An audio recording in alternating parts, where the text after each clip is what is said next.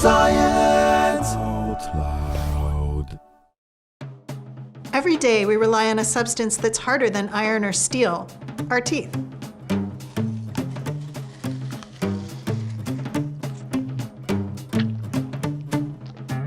So if teeth are harder than steel, they must also be harder than bone.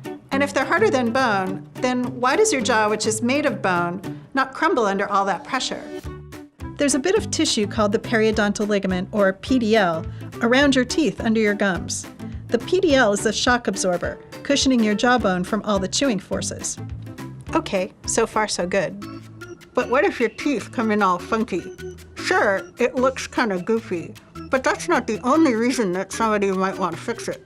Funky teeth can interfere with the way you talk and the way you eat. So how do we fix this? Well, we basically break our mouths with braces, except it's actually our bodies that do the breaking. The PDL has these cells called mechanoreceptors, and when these cells detect a force on your teeth that's too big, like if you accidentally bite into your fork, they signal the brain to stop biting down before you hurt yourself. Braces tether your teeth, pulling them together or pushing them apart. Either way, they're applying a steady force to your teeth. And when mechanoreceptors in the PDL sense this kind of smaller but sustained force, they signal cells called osteoclasts to the area, which spew out acid and proteins to dissolve parts of your jawbone.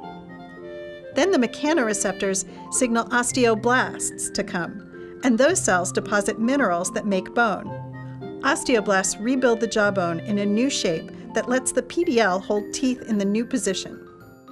So braces basically force your body to dissolve itself and then rebuild itself according to their evil whims. Sounds barbaric, right? But your body is actually breaking down and rebuilding bone using osteoclasts and osteoblasts all the time, not just if you have braces. Bone remodeling is just the way our body grows.